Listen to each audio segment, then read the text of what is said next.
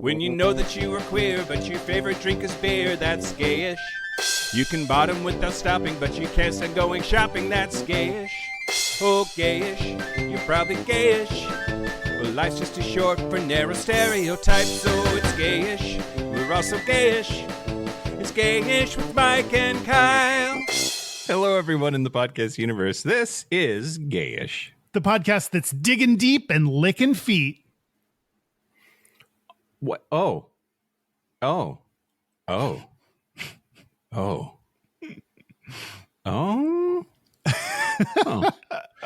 Mike Johnson. I'm Kyle Getz. We're here to bridge the gap between sexuality and actuality. And today, Kyle. Yeah, Mike.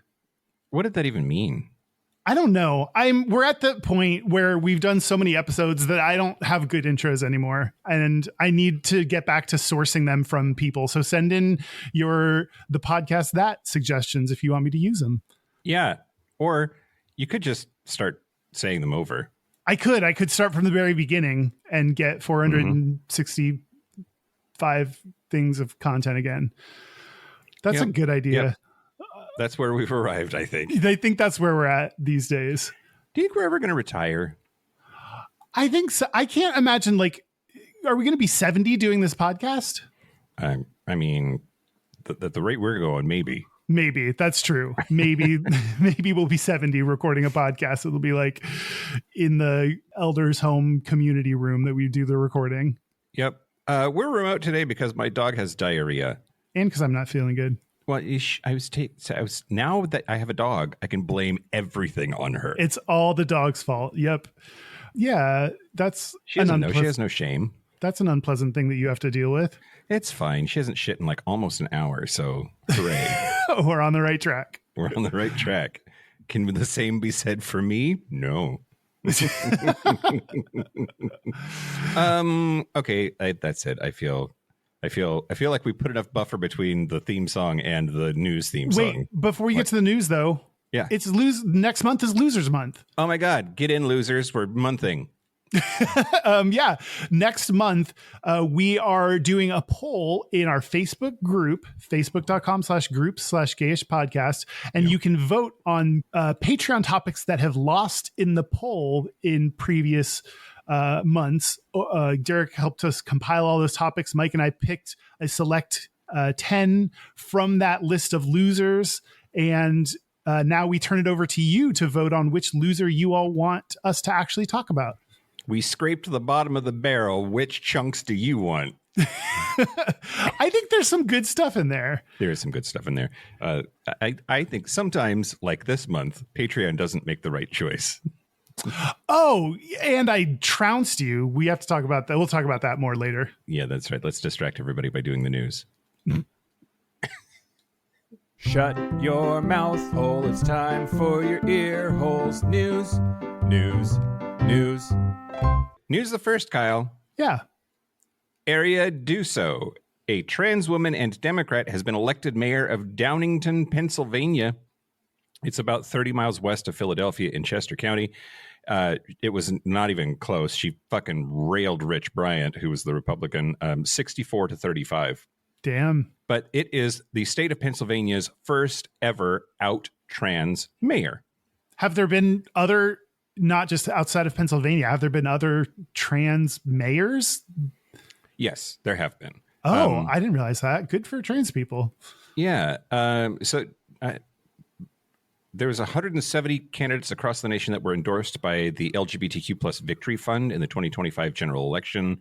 President and CEO Evan Lowe, who I think is the Evan Lowe that was running for Congress in California, he's hot, said in a statement that, quote, with Erica Duso's election, Downingtown has made history and sent a message far beyond Pennsylvania as one of the few out trans mayors elected in America. Erica's leadership will inspire trans youth across the country who are looking for hope in a time of relentless attacks. Her victory proves that when we lead with authenticity, empathy, and vision, communities respond with trust and support. That's great. That's so rarely do we have positive stories about trans people in the news these days. So it's really refreshing. Yeah, I mean, this last election was a giant middle finger to anti-trans rhetoric, right? Like, if the Republicans have made that their one issue, they got their fucking asses kicked this last election. Yes. Let's hope that continues. Suck it. I certainly don't expect them to be less shitty. So me either. News the second. Yeah. Nancy Pelosi's retiring. Oh, she is? Yeah, the first woman to serve as Speaker of the U.S. House of Representatives and one of the most influential lawmakers of the modern era announced on Thursday that she will not be seeking re-election in 2026. And I put her in the news not because she's gay, that would be a scoop, but because she has been such an ally to our community. She's 85 years old and has made LGBTQ issues at the center of her public persona her entire career. She's from San Francisco, so that makes a lot of sense. I don't think that you could not be an ally and succeed in that town for very long at all. Mm-hmm. Yeah, she's just hanging up the gavel, which I think is probably a good thing. Yeah, at some point you got to be like, all right, it's time, y'all. Like, I got to do something else with the rest of my life.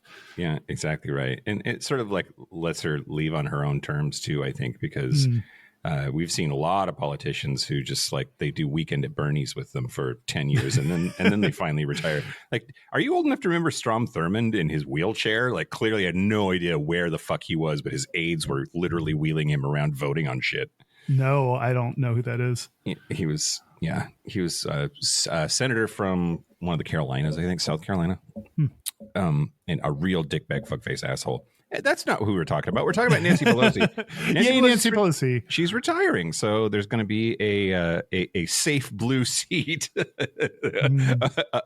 for open election in 2026 for San Francisco. Nice.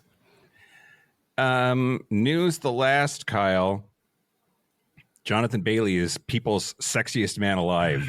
Yeah, he is. Okay, I didn't see the news about Nancy Pelosi, but I did see the Jonathan Bailey news. Of course, my Instagram feed knows what to serve me. Right. Yeah, exactly.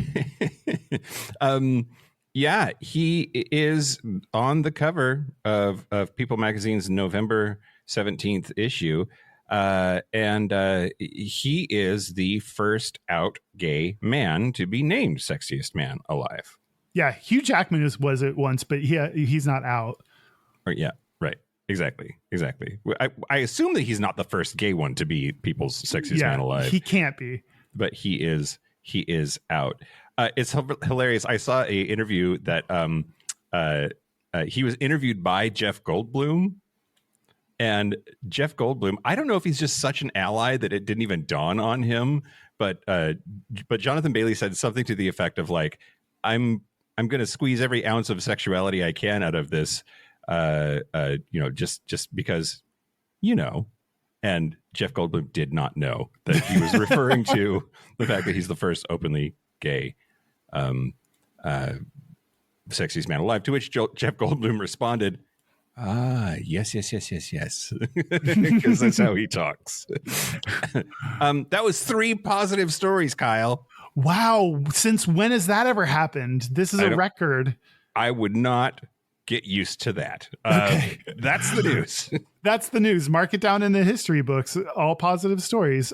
Speaking of positive things that I want to celebrate, I want to thank our new Patreon members, Kevin Krem or Cream, probably Krem. I hope it's Cream. I hope it's Cream too. So I'm going to call him Kevin Cream. And Andrew Rabin or Rabin or Rabin. Ray-Ban, like the sunglasses? No, Rabin. Rabin. Rabin. I don't Rabin. know. So 2 names that we're back to names I can't pronounce. Sorry, everyone. If you want ad-free episodes a day early, if you want to get bonus content like bonus episodes and segments, if you want to use Mike's Hole, use it. Then go to, if you want to support the show, go to patreon.com/Gayish podcast. Do it. Do you want to talk about facials? Speaking of using your hole. Let's talk about facials.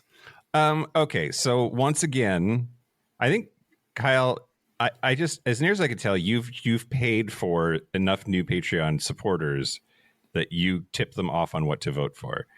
Okay, I'm going to get on my soapbox, Kyle. Brandi Carlile is a fucking global treasure, and the fact that you all put her below farts says you need to rethink your priorities, faggots.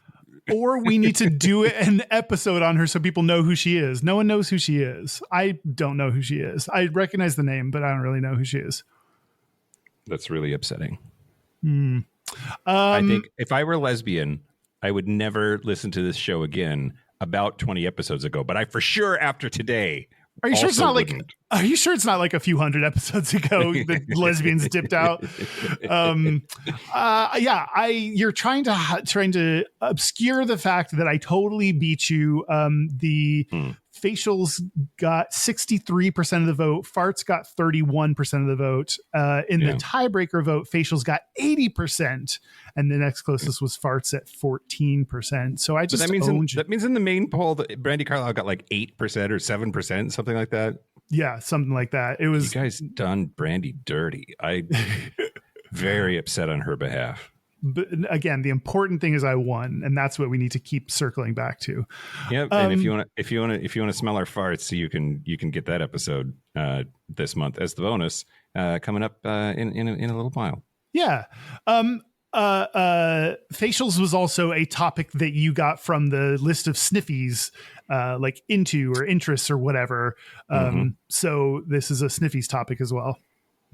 It's a whole category. That's really interesting. It's a whole category. We're going to start out by, I'm going to tell you some Urban Dictionary definitions. Yeah, Urban Dictionary. Let's do it. So first, let's just do the definition of facial. There were a few. So the first one is when someone comes all over your fucking face. Yeah. Just blow that load.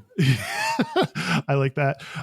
Another definition, a sexual act in which hot, sticky man juice is spewed onto a girl's face.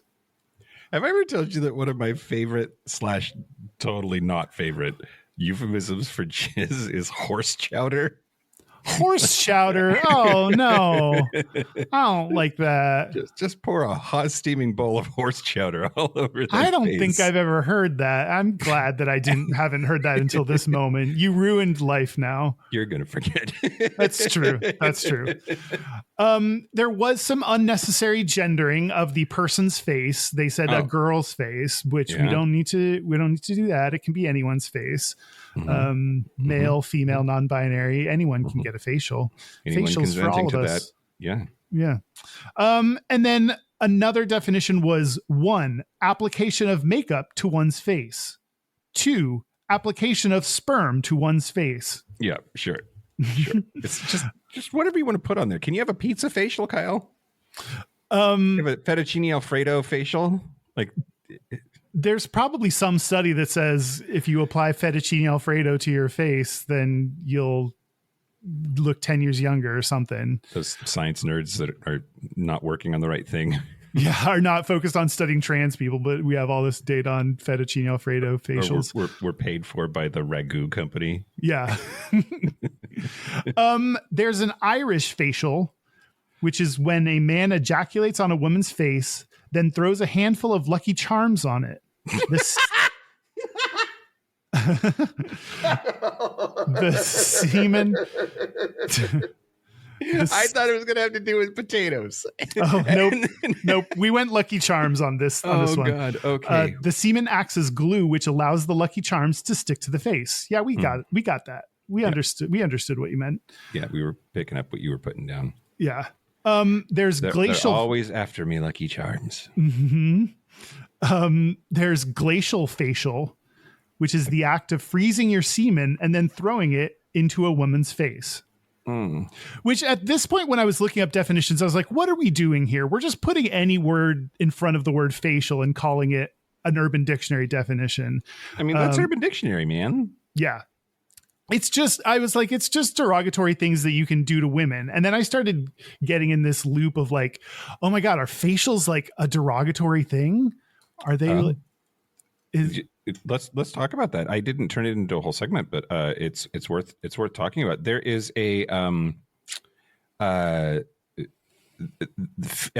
there's a bunch of feminist porno makers, and apparently that community has been debating for more than a decade now about the question: can facials ever be feminist? And there's a director named Candida Royale who died in 2013, but said never, ever, ever can a facial be considered a feminist act. But then there's a director named Erica Lust who said, who mocked, quote, "That's from the Church of the Pure Feminist Porn Producers," and that it's actually misogynist to say it's not feminist, that it's feminist as long as the woman is actually enjoying it, and suggesting that anything that she is doing to enjoy herself must be a sin if it involves a man is her take. So I don't know. I lean towards the latter. I think that if you're the one making the decision to do it and you enjoy it and you want it, then it's not an offensive act. It's interesting to me, Kyle, because I have a hard time separating it from, well, we're going to talk more, but fuck it. It's our podcast. We do what we want. It seems like degradation is part and parcel with the facial in a lot of contexts, not necessarily all, but that like it's like it feels a bit oxymoronic to talk about a loving facial or a like a gentle, meaningful facial. Like it is a like dom sub at the very least, if not degradation of the person being come on. I don't know if it's dom sub. Dom sub seems like it would have to be a little bit more intense than just a facial. Otherwise, we're all dom subbing all over the place all the time. I think we are. Oh, it's a spectrum, Kyle. It is a spectrum. It is a little bit. Is that why I like facials? Because of the degradation aspect to it? Because you're being treated like the shit that you believe that you are. Yeah. Oof. This is a weird topic to bring up in therapy. Yeah. Yeah. So I'm going to ignore it. like a good gay, ignore those feelings and move on. There's a strawberry facial. Oh. When a woman, what? Oh, no. Okay. No. You have to finish now. It's getting worse. Woman who is on her period squirts on someone's face and blood also comes out. That's okay. At least it said someone. The gender of the recipient was not implied there. That's true. And is getting squirted on by a vagina, is that a facial? Or in my mind, facials are always like semen from a dick. Other sexual fluids don't count, huh? They hadn't before this moment in my mind. Facials had always meant one really specific thing. Mm-hmm. And that's come from a dick on your face. Mm-hmm. Mm-hmm. Do you think this counts as a facial? I think that it should. Feminism. Okay. All right. I can't argue with feminism. Because like this whole squirting phenomenon is like related to orgasm. Like and women typically don't like ejaculate, but like there's an emission of fluid at climax, and the like to say that it's the same thing, I don't think is that big of a stretch. So if we want to, I don't know. I think it counts. Okay. All right. We'll count it. There's no other word we can use for it, like facial, like Herschel, or like a facial. I don't know. Well, if we're not careful, we're going to say Squirtle, which is a Pokemon. It should be called a Squirtle. It absolutely should. That's what it's called. Done. There is reverse facial. Oh. Female ejaculation on the male's face, i.e. squirting. Yeah. Okay. So they just call it reverse facial. That's hurtful. Do you think that are we back to anti-feminist because it's reverse? Yeah, exactly. It implies that kind of facial is being othered. Right? That like the male ejaculation is the default, and so this counts, but only sort of. It's the backward kind or something. Like no, I'm not. I hate it. All right. Wow. Standing up for women everywhere. You're welcome, women who are listening.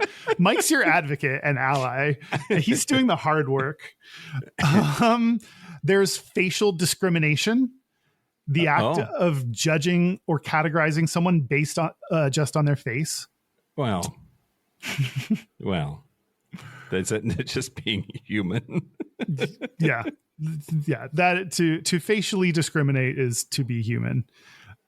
There's blueberry facial, the act of putting a large amount of blueberries in your partner's mouth and then giving them a facial. And I wrote down, this is lazy. This is just a lazy definition. And I don't know why I read it. Yeah. It does seem like just it's a cheating loophole that like you just put whatever word you want to, and as long as it's a noun that you could put in their mouth, now you've invented a new kind of facial. Yep. Speaking of noun facial, let's go on to Fort Worth facial. Oh, does Fort Worth ever cross your face? If so, you might have a Fort Worth facial. It's God. When two people are doing... Do you know that song, Kyle? Oh, no, I didn't know that was a song. You know, it has to go on the list. Oh, God. What song is it? So I don't have to do any Googling. Does Fort Worth ever cross your mind by George Strait? Oh, that's the title of it? Huh. Yeah. Okay. I trust you. Believe me, Kyle, if you know country music, if you know old country music, that joke was hilarious. Okay. So about 2% of people just laugh their asses off. My mom and my brothers. Yep. End of list. Fort Worth facial. It's when two people are doing a 69 and the top partner lets loose explosive diarrhea and covers their lover's face below. I'm what proud does that to be do with Fort Worth, Texas. I'm proud to be a Texan today, Mike. I don't know. I have no idea what that has to do with Fort Worth. I also feel like there's a category of Urban Dictionary definition that's like name a city and then a noun. Yeah. And then something gross. Yeah. And then you say something gross about it. Yep. Yeah. Let's talk about the Seattle taco. What's a Seattle taco? It's like something horrible. Something that probably involves poop somewhere. Yeah. And lastly, there's facial abuse. The act of sexually humiliating your partner by abusing and degrading her face, her face during rough oral sex by holding her head deep on your genitals, slapping her face, and talking to her in a degrading manner during the process. Oh, wow. Okay. Hot, right? No, but I would sign you up for that. Oh, thank you. I would appreciate that. I would gladly attend this seminar. Yeah, that's Urban Dictionary. I can't get past the fear of it going in my eye. Oh, you're a hard no on facials? I'm just, well, not a hard no, that's for sure. But like it always that like stabbing fear always like interrupts my enjoyment of the moment. See, I don't have that fear and I don't know why. Has it happened? Has that happened to you before? I think I just need to wear a scuba mask one time. And like, or you have glasses on. I do have glasses on. Yeah. You can wear your glasses. Yeah. Then I have to clean them. But, have you ever gotten cum in your eye, Kyle? No, I don't think so. I think I've gotten my own in my eye. That's it. Good for you. That's quite the shot. That not everybody can like shoot a facial either. Yeah. Right. Like there's a lot of dribblers out there, myself included, unless it's been a few days. What are we talking about? Oh, I'm going to talk to you about the history of facials, Kyle. Sure. Both kinds. Okay. I mean the jizz kind and I mean the cosmetics kind. Yep.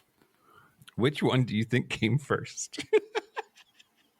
I think people have been doing weird sex stuff to each other since they've been able to. So I think the jizz kind. I think you're right. I do not have any sources to support that. I thought you were going to tell me the answer, like present some information now. No. Okay. You're just guessing. No. Most sex things, though, it is unlikely that any of them weren't already in place before recorded history. Like, yeah, that's just true. Yeah. But the term facial to mean a beauty treatment was coined in 1914 in American English.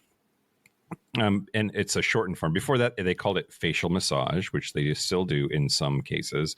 But the original term for facial wasn't just like putting shit on your face, but actually was the massaging part. And then that led to the application of like lubricants and perfumes and other like add-ons to the massage process. And then that sort of morphed into what we consider a facial to be now in the cosmetic context, meaning, in-depth skincare routine of some kind, usually performed by a professional. Mm-hmm. Let's see. The first dedicated beauty salon opened in 1888 when Martha Matilda Harper, and I think we've talked about her before, she revolutionized the industry by having clients come to her home, or not to her homes, having clients come to her Rochester, New York location instead of going to their home. She also invented the salon reclining chair that we still use today. Oh, wow. I hope she made some money off that. I do too. Well, she's probably dead. She's probably dead. 1888. Yeah. Okay. I'm going to talk to you about a whole bunch of weird facials in the Patreon segment, but we can't get away from talking in the history segment about Cleopatra. What do you know about Cleopatra, Kyle? I think she's a song. Who's sang the song Cleopatra? Cleopatra coming at you. I don't know. She's the queen of denial. That was a country song too. Apparently, apparently it's Country Day. Okay, Cleopatra had a crazy facial process. She's like renowned for her beauty at the time, and she was the queen of Egypt. But she created her own manufacturing plant to make perfumes, serums, and cosmetics. She's possibly history's first beauty entrepreneur. Wow. But so modern chemical peels, when they applied that like burny acidy stuff to your face to like peel off the first layer and rejuvenate your skin, she accomplished the same thing by having a daily sour milk bath. Now, sour milk contains lactic acid, and apparently she had a herd of 700 donkeys that would get milked so that there was enough milk for her to have her facials. Damn. That's so much effort going into this like one little part of your beauty regimen. Yeah, it also seems like, if you've got the money, you might as well. I guess you might as well have 700 donkeys. Like if you want to feel powerful, tell your army to go milk those donkeys. Yeah. But yeah, the lactic acid in the milk apparently is the same as some modern chemical peels, and that is like part of her beauty routine. But it's the first time that we have recorded like a routine of like she did this process, and then she did this process, and then she did this process, and that's how she took care of her face. Let's see. So the other kind of facial, the jizz kind, what do you think is the first time that appears in print? In 1933. Okay. No. Marquis de Sade in 1785. Wow. In his book, The 120 Days of Sodom. And the line, which is, it's a direct translation or whatever, but it's, quote, "I squirt the fuck in her face. That's my passion, my child. I have no other." Wow, that's graphic. Yeah, which he was, right? Like sadism, this is one of the few like folk etymologies that ends up being actually true. Sadism, as in like sadism and masochism, is named for Marquis de Sade because he was kinky as fuck and wrote about it. And he did a whole bunch of crazy stuff back in the day. And a lot of it was like illegal and or, not great by our standards in terms of like the consent stuff. But yeah, he is like the dude. He's the dude that wrote about the jizz kind of facial first, as far as we can tell. Okay. So this is one of those fun ones where there's an exact date. October 1st, 1972 is the breakthrough year for pornographic money shots. So the film Deep Throat, which is super famous and a lot of fun, it was the first major film to feature intentional external ejaculation as scene conclusions. Now, I have not seen Deep Throat. It's been on the list. That's something we should do, Kyle. We should watch Deep Throat together and then do the Mystery Science Theater 3000 overdub for it. Oh, that sounds fun. But apparently it was poorly captured, quote, with fireworks and bells ringing effects. That sounds horrible. Yeah. I don't want that. Performer William Margold reports doing his first money shot that same year in Love Sandwich, in which he ejaculated on a woman's face. So before this, porn films for dudes only occasionally showed ejaculation at all. And film scholar Linda Williams, which she's got to be a fascinating chick to talk to, has said that when jizz appeared in films, it was, quote, almost inadvertently something trickling out. Wow, they didn't, because now you can't escape the jizz when you're watching porn, especially in gay porn. You can't do an internal cum shot because you got to show the jizz. Everyone wants to see the jizz, and where's the jizz, and got to get that jizz. Yep. Apparently okay. The cummies. We're not going to. The cummies. Oh God.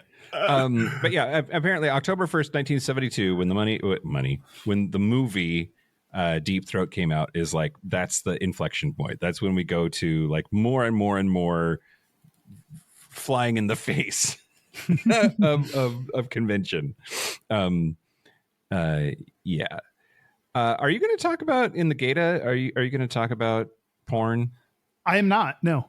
Oh, okay. I found and then set aside in case you didn't talk about it. There's a study in 2010 that looked at 304 scenes from top selling pornos and found that 96% of all scenes concluded with male performers ejaculating onto their female partners' bodies, 62% specifically being on her face. Wow. That's so more than half. It's higher than average chance that you're going to get a facial at the end of a porn scene. Yeah. In straight porn anyway. Now, there's no good data, no good research on how that compares to gay porn. But we do know that we start seeing money shots in gay male porn in the 80s, so a little bit later than in straight porn. And there's some thought that it had to do with HIV/AIDS, that you had to have visible proof of male pleasure, and that was a safe way to show it. So there's a social responsibility there in response to the AIDS crisis. So yeah, a little late to the game there, but we arrived. But we got there eventually. That's the history of both kinds of facials, Kyle. Okay. Well, I'm going to tell you about some Gata, and I'm going to class our shit up a little bit for this Gata. This is called Facial Structures Predict Sexual Orientation in Both Men and Women. Oh, okay. And this is by Malvina N. Skorska, Sean N. Genial, Brandon M. Vyerson, Cheryl M. McCormick, Anthony F. Bogart. And Nailed this, it. Yeah, definitely. Got all those names right for sure. This was published in the Archives of Sexual Behavior, which is a bi-monthly peer-reviewed medical journal. Great. And it came out in 2016 and 15. I can read 2015.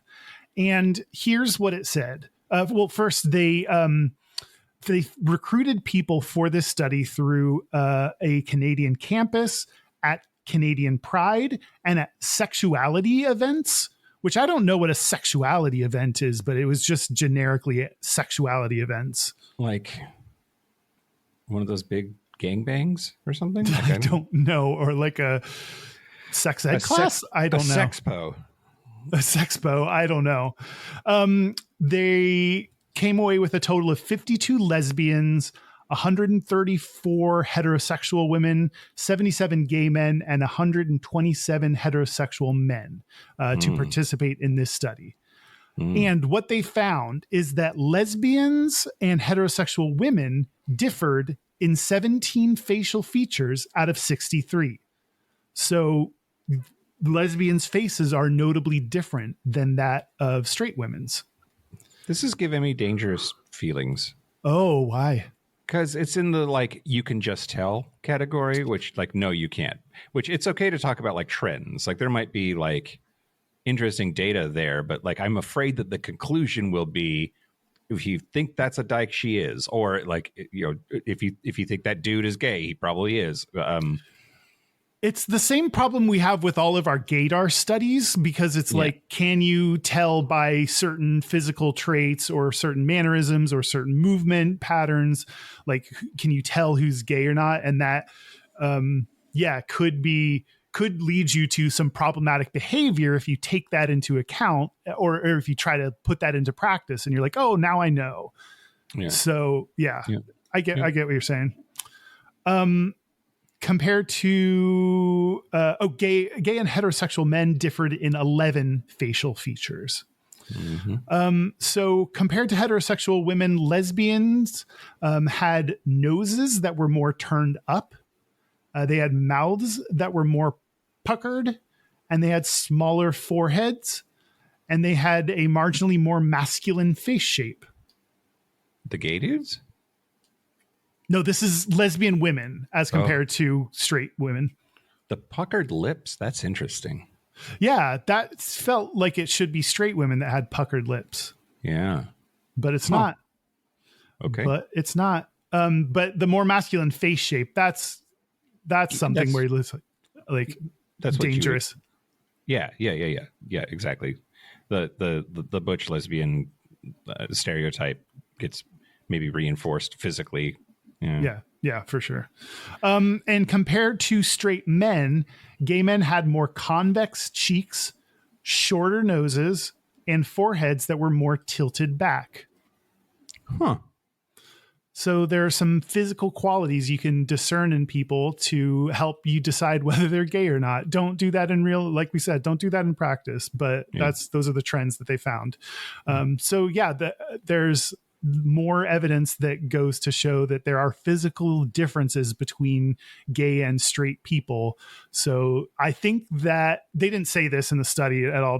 I think that helps reinforce that it is something that it is inherent, that is born. If there are differences that you can tell through things you can't control, like your facial features. Yeah. There's some like a lot of those looking at body parts to make decisions about a person. It has like a super dangerous like Nazi / eugenicist history. So it brings my hackles up a little bit. Yeah. How you use this data is very important. And the way you should probably use it is by reading it on your podcast and nothing else. You probably shouldn't actually do anything with this data. Right. Yeah, exactly. Yeah. Well, Kyle. Yeah. Mike. Okay. I'm going to talk to you about the other kind of facial, but I'm going to tell you how to other kind, whatever. I'm going to tell you how to give yourself a facial, Kyle, and it's not by being flexible. Okay. So I'm guilty. I'm not that kind of gay. I'm bad at skincare, which me too. I have okay skin because I drink a lot of water and I hate the sun. But you really should be doing a skincare routine of some kind. And lots of gays do. But in case you're one of those gays who's just gay-ish and don't know what you're doing, here's some tips and tricks. And I need this for sure. Sunscreen, Kyle. Sunscreen is the best and cheapest thing that you can do to buck anti-aging. I've heard that, and I need to be better at putting on sunscreen. According to Dr. Jennifer Janiga, up to 80% of UV rays reach Earth even on cloudy days, and UV damage is the number one cause of premature aging. The American Academy of Dermatology says that people usually put on too little. Just for your face, you should have a dollop that's the size of a nickel. And you need to reapply every 2 hours. Slab that shit on there. Slab that shit on there. The top 3 beginner mistakes, if you're just getting into face care, are number 1, skipping sunscreen on cloudy days. Mm-hmm. Number 2, over exfoliating. It strips the protective skin barrier and causes micro tears. There's some people who like really dig in there with their washcloth or their pumice stone or their loofah or whatever, and that's not great. And then number 3, waiting too long. You can't wait until you're old to start this stuff to prevent yourself from getting old. You need to do it in your 20s and 30s so that you have good skin in your 40s and beyond. Yeah, it's too late for me now. I'll just give up. It's okay. Well, okay. Here is a complete beginner routine that should cost under $100 a month to do. Okay. CeraVe is a brand. I don't know if I'm saying it right, but it's CERA capital VE. I need to back up.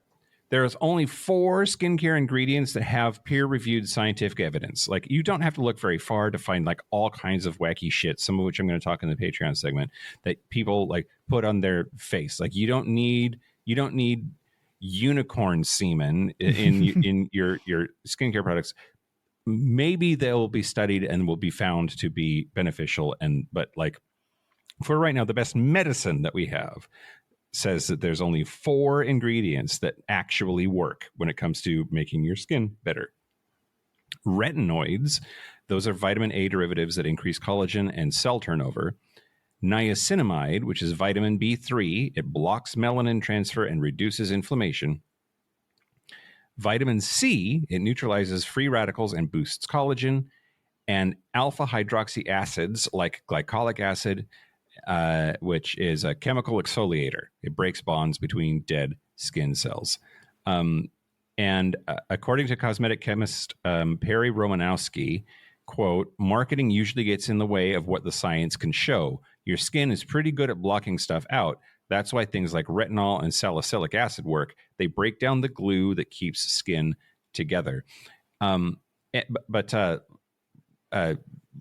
of these things are found very cheaply in like knockoff brand stuff. You don't need to go to Sephora to take care of your skin with the stuff that we know actually works. So this is where the CeraVe company comes in. I've not used them. I cannot actually like vouch for them in any way, but this stuff that I was looking at, they have these 4 ingredients in them. And any good regimen really needs only 3 things: a cleanser, a moisturizer, and sunscreen. So CeraVe Hydrating Cleanser, CeraVe Moisturizing Cream, La Roche-Posay Mineral Tinted Sunscreen, Differin Gel /Adapalene, and the Ordinary Niacinamide, 10% strength. All of that you can get for under $100. And it's all recommended by board-certified dermatologists. It's available at Target or Walmart. And the one really cool one is the Differin that I said in that list, Adapalene. It's an FDA-approved 3rd-generation retinoid that was prescription only until recently. And a 6-month study showed a 40% reduction in forehead wrinkles. Wow. Yeah. That's pretty dramatic. So once a week, you're going to spend an hour and you're going to do this. Number 1, these are tips I found on Healthline. Number 1, set the atmosphere with candles and or music. Like, if you're going to treat it like a date with yourself and your skin. Yeah, set the mood for yourself. Number 2, double cleanse. First, remove any makeup if you're a makeup wearer, then wash with your cleanser. Number 3, you're going to steam your face. You're going to boil some water in a bowl, and you're going to drape a towel over your head and put your face in the bowl, but not close enough that you touch the water and burn your face. But Thank you. You want really, really hot steam coming out of that bowl, and that's going to open up your pores. Okay. This so far is free. That's nice. So far is free. Number 4, you're going to gently exfoliate in circular motions. Get yourself a good cloth. It doesn't need to be like, don't start with a pumice stone, y'all. Don't cheese grater your face off. Just gently exfoliate in circular motions. Number 5, anesthetician Adita Yaros says don't do extractions. That's don't pop your own zits. But I love pimple popping videos. Do you really? Yeah. I've recently started watching foot callus removal videos. No. They like get knives and like cut off the calluses on people's feet. That's wild. Like, isn't it just gross? Like, you just like to be grossed out? A little bit. I think so. I don't get it either, but it's just who I am. Does that pus kind of look like jizz or something? No, ew, no. That you just ruined it. Great. Number 6, if you're using a face mask, and a couple of those products that I mentioned might qualify, apply your face mask. That will usually take 10 to 15 minutes. Number 7, apply toner to restore your pH. Number 8, apply serum with active ingredients. Number 9, give yourself a 5-minute facial massage using upward circular motions to promote lymphatic drainage. And number 10, moisturize generously. Include your neck. An anesthetician, René Rouleau, says, quote, at night, skin is more relaxed and starting repair mode, so it can readily accept extra love. This has so many steps to it. I'm definitely not going to do it. Yeah, I agree. That seems like a lot. I know some gays will absolutely do multiple steps on their skincare because they care a lot about it, and I'm just not one of them. Well, the one dude that Joe though just said, like, you just need a good cleanser, a good moisturizer, and sunscreen. And really, there's a 10-minute version here where you wash your face with the cleanser and then you moisturize your face with the moisturizer. Done. And then make sure that you wear sunscreen if you're going to be outside. Okay. Maybe I could pull that off. Maybe. Right. Well, maybe if I draw you for Secret Santa, I will get you some frozen jizz so you can do your own glacial facial. Yes. Those are my tips, Kyle. I'm not the person to ask, and I really should be better about taking care of my skin. Maybe I'll take my own advice here. Are you actually going to? No. Well, I also have some tips, and yeah, you do. This is about the jizz kind. Yeah, the jizz kind. This is called from an article called "How to Come on the Face" on sexwithemily.com, which I think Sex with Emily is a podcast, and I think they outrank us all the time. So let's promote her. And for free. Well, tag her in this. Oh, cross promotion. Yeah. Non-consensual cross promotion. It's always effective.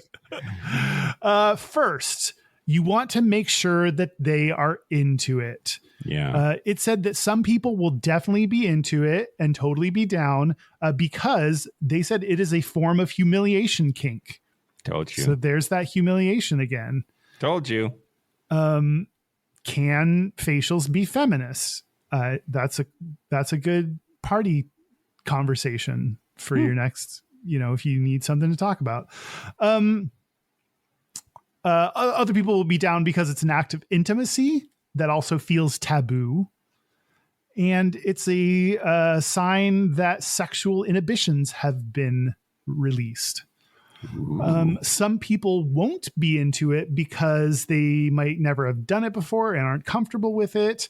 Maybe they've had a negative experience in the past, or maybe they don't like the way that semen feels, smells, or tastes. So you'll get people on either side of it, figure out if they're down, and if they are, here are tips for the giver. I just don't want it in my eyes. Don't want it in your eyes. Aim is one of the tips. But first, prepare. Don't get into position mid-orgasm. Get there when you feel your orgasm coming on. That's a good tip, Kyle. Yep. Don't try to move mid-orgasm. That's just not gonna. Yeah. Be above them. That's also a very important tip because gravity. Okay. Use gravity to help you with this because coming upwards from underneath them is rough. It's an uphill battle. Hold your shaft in your hand, which helps you aim. Lean forward. Hold the head a few inches from the face and what? The head of your dick, not the head of the person you're coming on. Hold the head a few inches from their face. Oh yeah. The head of your dick. Yep. And choose where you want it to go. You can go for the cheeks or the forehead, and of course, avoid the eyes and the nose. Come in the nose is also unpleasant, I imagine. Oh, is it?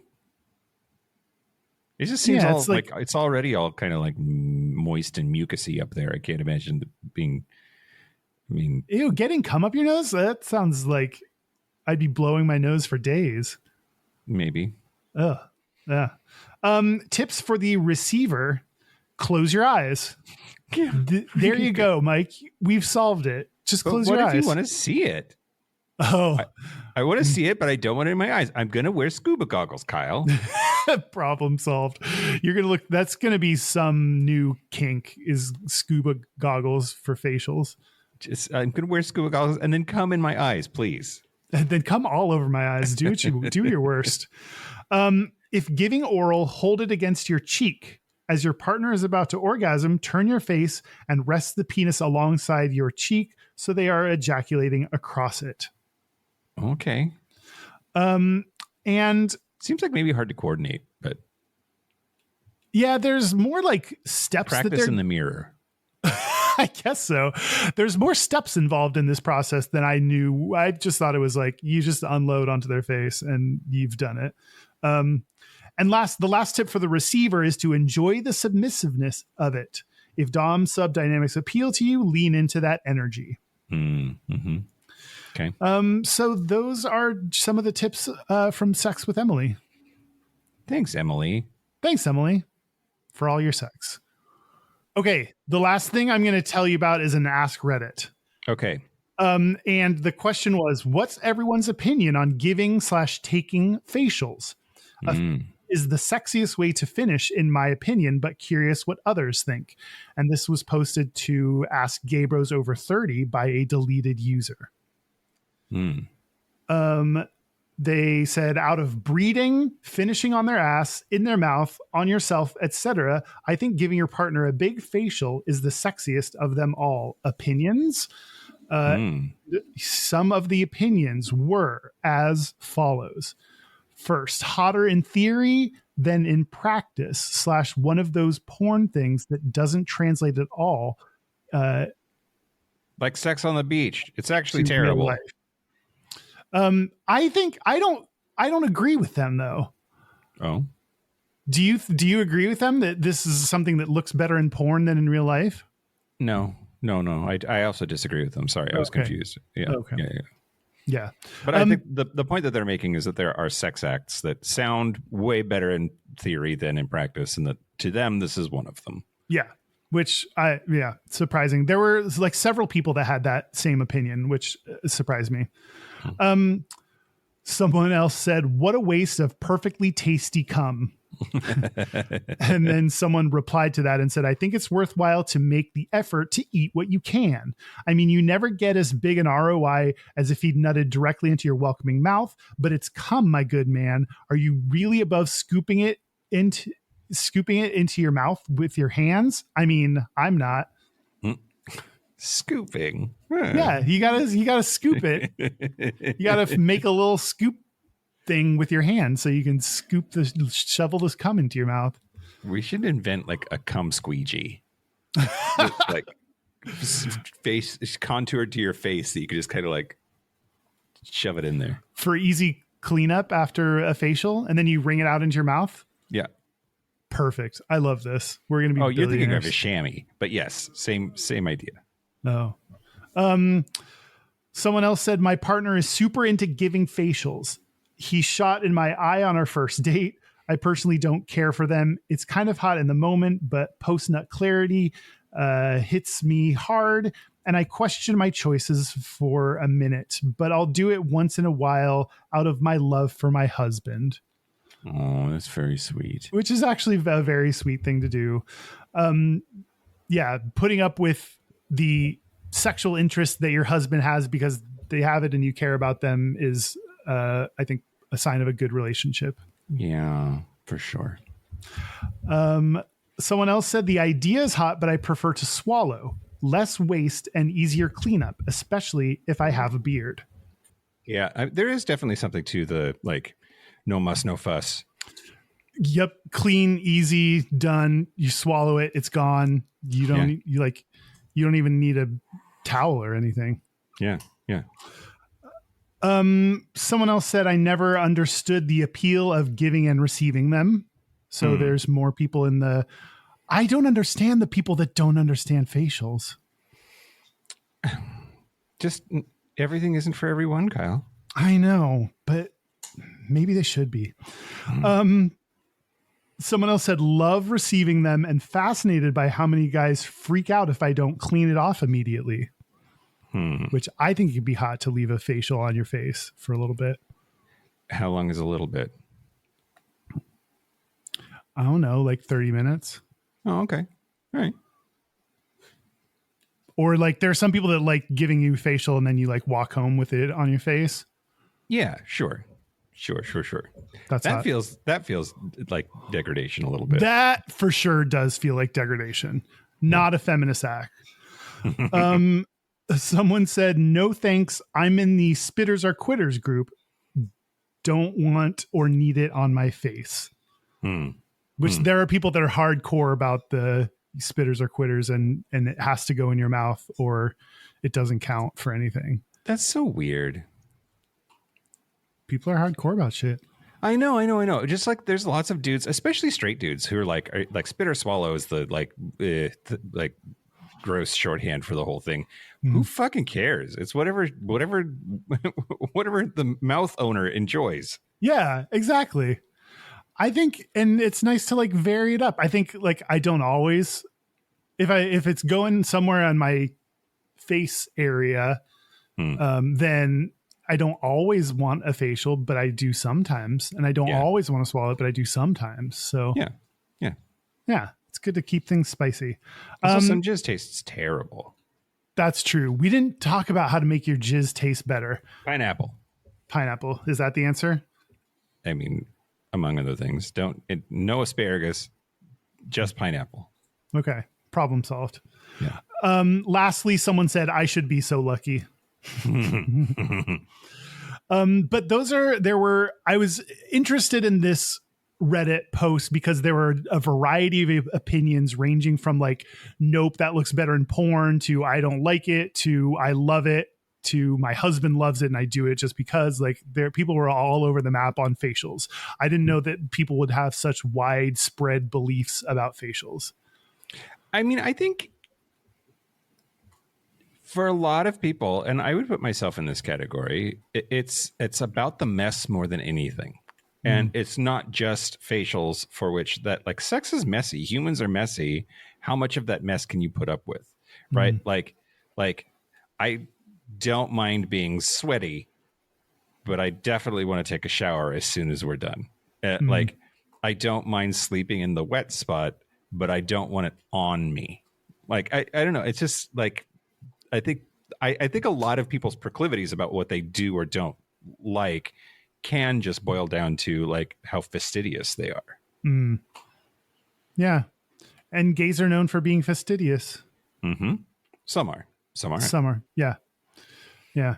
Do we need to talk about we talked about our personal feelings on facials. Yeah. I mean, like, I'm not into it. Don't mind it. Don't want it in my eye. They scare me. But it's fine. And giving them, I don't know. I like, this is way too much information about me, but like I don't shoot when I come unless I've like not come in like 3 days. So I don't feel really qualified to, except like heavy use of gravity, you know? Yeah, get right over them. Yeah. Yeah. Yeah, I've lately been in this camp of like it's got to go in my ass or nothing. So It's a but phase. it's a phase. I'm in an ass or nothing phase right now. Yeah, Uranus is in retrograde. Oh, Well, so did we do it? are facials gay? I Yeah. feel like But they gays- started out straight, and they seem pretty straight in straight porn. Yeah. I feel like gays would be more likely to do facials. I couldn't find any data on this, but like gays would be more likely to do facials or like get or give a facial because I feel like we're more open to sexy things and not as closed off and open to ideas and other sexual ideas. I'm with you. Yeah, I agree.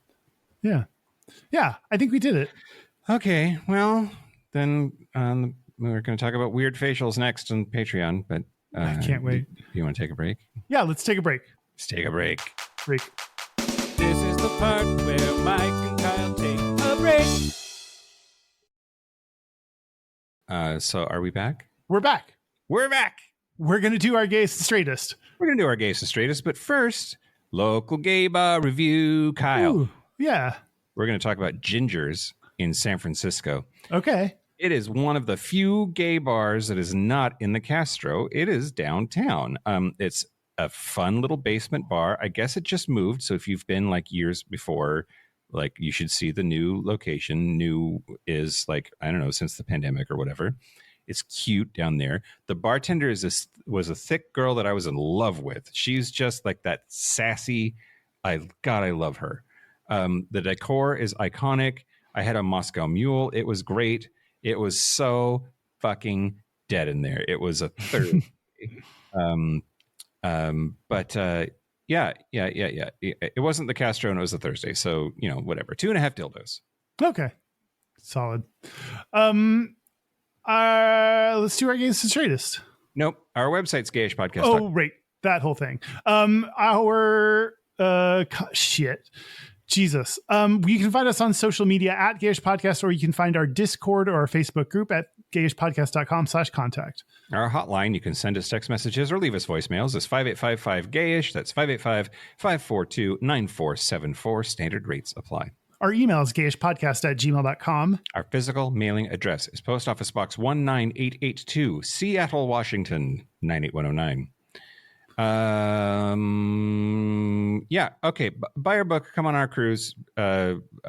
Use my hole. I don't know. What? Vote on Losers Month. Oh yeah. Vote on Losers Month. That's a good idea. Do it. Go to the Facebook group and vote on which episode topics you want to see for December. Yeah.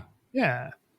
Kyle, it's my birthday. This is my birthday episode. I just realized it. Oh no. Happy birthday, Mike. Shit. I should be on top of this. No, it's fine. This is after 47 of these, I don't want any more. Send Mike all of your dick pics. Yeah, sure. I'll take those.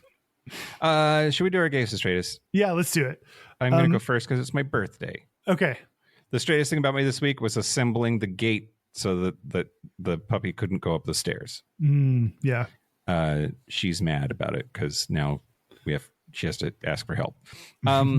The gayest thing about me this week is a chat that I had last night with our realtor, whose family is in high fashion. They have like a behind the scenes role in like some very, very famous fashion shows, runway walks, that kind of thing. And wow. I was a fashion gay for like one whole conversation. It's impressive. I am rarely am I ever. So yeah.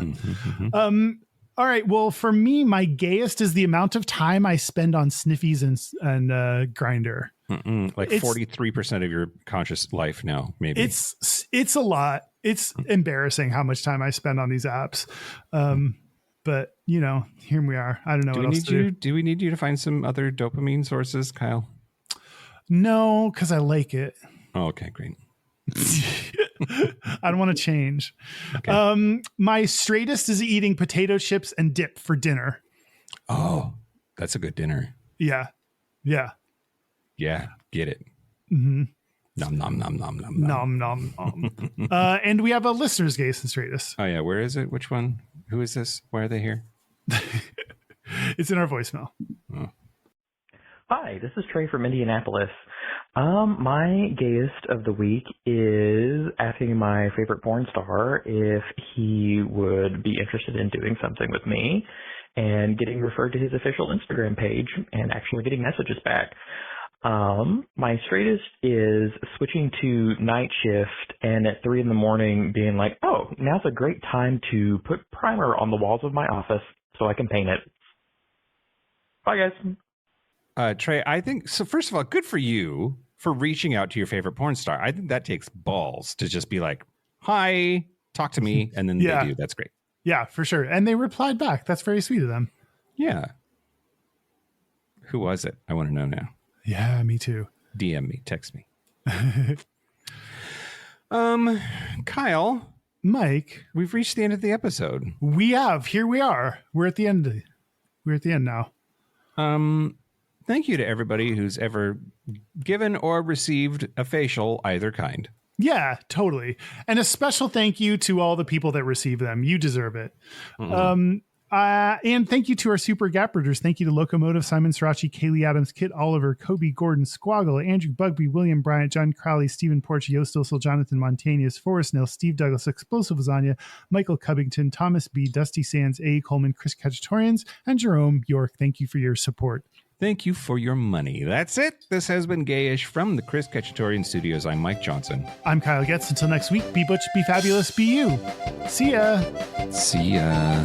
Semen on my face.